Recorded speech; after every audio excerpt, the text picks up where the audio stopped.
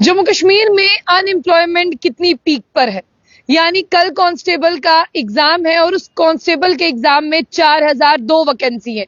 उस 4002 पोस्टों के लिए 5.5 लाख बच्चा जो है वो इम्तिहान में कल बैठने वाला है। जम्मू कश्मीर के बच्चे अगर हम बात करें वो काफी सालों से जॉब्स का वेट कर रहे थे, लेकिन आपने देखा कि अगर कांस्टेबल की पोस्ट की बात करें तो 8 साल के बाद में ये मौका तमाम एस्पिरेंट्स को मिला। लेकिन उसमें भी आप देखिए कि जो ओवर एज हो चुके हैं उनके लिए यहाँ पर कोई राहत नहीं है। लेकिन जम्मू कश्मीर हाईकोर्ट की बात करें तो उन्होंने कुछ को जो है यहाँ पर राहत दी है कि जो पिटिशनर थे जिन्होंने जम्मू कश्मीर लद्दाख हाईकोर्ट में पिटीशन लगाई थी, वो कल जो 1 दिसंबर 2024 को एग्जाम होने वाला है कांस्टेबल का, वो उसमें बैठ सकते हैं और एग्जाम दे सकते हैं। लेकिन ये कैसा जिस तरह से डिसीजन देखे, तमाम यूथ जो है वो ओवर एज हो गया, लेकिन जिसने पिटीशन दायर नहीं की उसे मौका नहीं मिला। अब यहाँ पर मैं आपको बता दूं कि जिस तरह से बच्चे कह रहे थे हमें एज रिलैक्सेशन चाहिए, अब वो बच्चे भी सोचे कि कल एग्जाम है तो एज रिलैक्सेशन कहाँ से मिलेगी। अब वो ये भी देखें कि अब खुदा ना खास्ता कोई स्कैम हो गया तो ही ये एग्जाम कैंसिल होगा, नहीं तो ये एग्जाम जो है वो हो रहा है। आपने जम्मू कश्मीर में पहले भी देखा कि जो एग्जाम हुए उनमें एक स्कैम हुआ, वो एग्जाम कैंसिल हो गए। वहां से भी कुछ बच्चों ने मार खाई, कुछ कोविड-19 की महामारी से बच्चों को जो है वो सफर करना पड़ा। और उसके बाद आप देखें कि जम्मू कश्मीर में जो एक स्टेबिलिटी कहते हैं ना, जो हम एक प्लेन रोड कहते हैं ना जॉब्स को लेकर, वो नहीं मिला।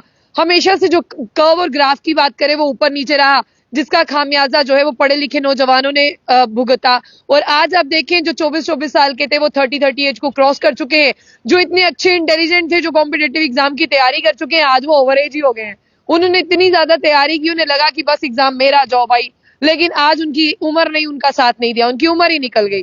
तो आपको ये देखना होगा कि जम्मू कश्मीर में बेरोजगारी कितनी है।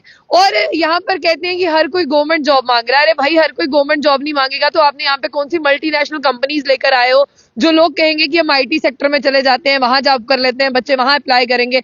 तो फिर जम्मू कश्मीर के जो पीएचडी स्कॉलर है, कोई ड्राई फ्रूट बेचता है, कोई ठेले पे चाय लगाता है, कोई पढ़ी लिखी लड़कियां आ जाती हैं, कोई आइसक्रीम बनाता है, कोई कुछ करता ही है हमारे जम्मू कश्मीर के आला। अगर हमने कुछ कह दिया तो बोलेंगे कि आइसक्रीम बेचना या ड्राई फ्रूट बेचना या कोई रेडी फड़ी लगाना कौन सी बुरी बात है। अगर देखिए इतना एजुकेट होकर रेडी फड़ी वाला बिजनेस लगाना है उन लोगों ने, तो वो क्यों ना स्टार्टिंग में ही से अपना बिजनेस मान ले। इससे उनकी अपब्रिंगिंग भी अच्छी हो जाएगी और उनकी ग्रोथ भी जो है वो अच्छी होने लगेगी।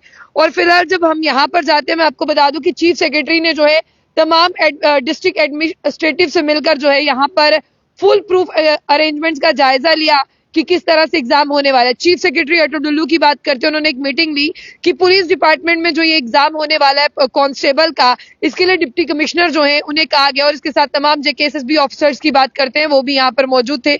और बात करें इस मीटिंग का हिस्सा जेकेएसएसबी के चेयरपर्सन के साथ साथ डिविजनल कमिश्नर थे कश्मीर और जम्मू के, ADGP Jammu, IGP Kashmir, deputy commissioner थे, तमाम एसएसपी थे और कंसर्न्ड ऑफिसर्स थे। और यहाँ पर उन्हें कहा गया कि आप अपनी अलग अलग टीम्स बनाएं, अलग अलग सेंटर्स में जाएं और वहां का जायजा लें। और आपको यहाँ पर जो मटेरियल रहता है, जिससे कोई भी आप जानते हैं कि एग्जाम की अगर हम बात करें वो लीक होने में या कुछ भी ऐसे मटेरियल को एग्जामिनेशन सेंटर तक जो है पहुंचने से आपको रोकना होगा। और मैं आपको ये भी बता दूं कि इसे पर्सनली एग्जामिन किया जाएगा एग्जाम को। तो जिस तरह से बात करते हैं यहाँ पर देखिए, सबसे पहले मैं आपको बता दूं कि मीटिंग में यहाँ पर 4002 पोस्टों के लिए जो है 5,59,135 कैंडिडेट्स उतर रहे हैं। जिस तरह एग्जाम जो है 1 को है, 8 को है और 22 दिसंबर को है।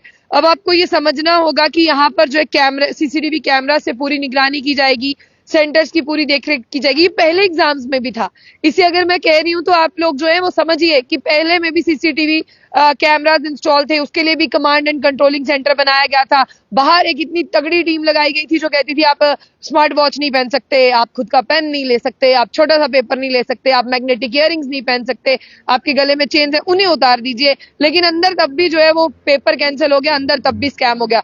तो आपको ये समझना चाहिए कि इस एग्जाम की अकाउंटेबिलिटी जो है वो किसी को लेनी चाहिए और युवाओं के साथ इस बार खिलवाड़ ना हो। चलिए, कल 4002 पोस्टों पे 4002 पर ही जो है वो बच्चे एग्जाम देने आएंगे, लेकिन गवर्नमेंट को ये एश्योर करना चाहिए, एडमिनिस्ट्रेटर को ये एश्योर करना चाहिए और जेकेएसएसबी को भी इसकी जिम्मेदारी लेनी चाहिए कि 4002 कांस्टेबल ही सही 8 साल के बाद, लेकिन कहीं ना कहीं कुछ तो लगने वाला है कहीं तो कहीं जो है वो सूरज की, जिस तरह से कहते हैं ना, बहुत सारी किरणों की एक किरण का फायदा तो होने वाला है। फिलहाल बहुत सारे बच्चे ऐसे हैं जो आज दिन रात मेहनत कर रहे हैं। आई होप जो उन्होंने मेहनत की है, उनकी मेहनत जो है वो रंग लाए, उन्हें दोबारा से उन एस्पिरेंट्स की तरह प्रोटेस्ट पे, धरने पे ना बैठना पड़े, वो ये ना कहें ये स्कैम हो गया है। इस बार खुशी खुशी एग्जाम देने जाएं और खुशी खुशी उन लोगों को जो है जॉब्स मिले।